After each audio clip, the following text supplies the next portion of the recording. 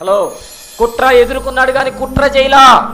ఈరోజు సేవకులు కుట్రాలు ఎదుర్కోవచ్చు కానీ కుట్రాలు చేయడానికి లేదు. మనం కుట్రాలు కుతంత్రాలు మన పని కాదు, కుళ్ళు కుతంత్రాలు మన పని కాదు, దౌర్జన్యాలు దోపిడీలు మన పని కాదు, ఆధిక్యతల అంతస్తులు మన పని కాదు.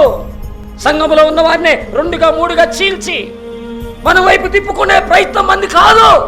మనం దేవుని వైపు తిప్పాల్సిన వాళ్ళమే కానీ మన వైపు తిప్పుకోవాల్సిన వాళ్ళం కాదు. మనం సంఘాన్ని ఐక్యపరచాలి, సంఘాన్ని సమాధానపరచాలి, సంఘాల్లో అందరినీ ఒక తాటి మీదకి తేవాలి, ఒక మాట మీదకి తేవాలి. కానీ సంఘాన్ని విభజించి పరిపాలన చేయడానికి వీల్లేదు. మనం చేస్తారు కుట్రాలు. కుట్ర చేసిన వాళ్ళ కోసం ప్రార్థన చేయటమే మన పని, కుట్ర చేసే పని మంది కాదు. కొంతమంది అంటారు, నీకెందుకు, నువ్వు అట్లుండరా, నువ్వు నాతో మాట్లాడుకోకు, నేను చెప్పినట్టు నువ్వు చక్రం తిప్పు. ఏంటంట, నేను చెప్పినట్టు నువ్వు చక్రం తిప్పు అంటే ఏంటి దాని ఉద్దేశం, ఏంటి దాని ప్రణాళిక? చక్రం తిప్పడానికి కాదు మనల్ని పెట్టింది, తిరిగిన చక్రాన్ని సరి చేయడానికి పెట్టాడు దేవుడు మనల్ని.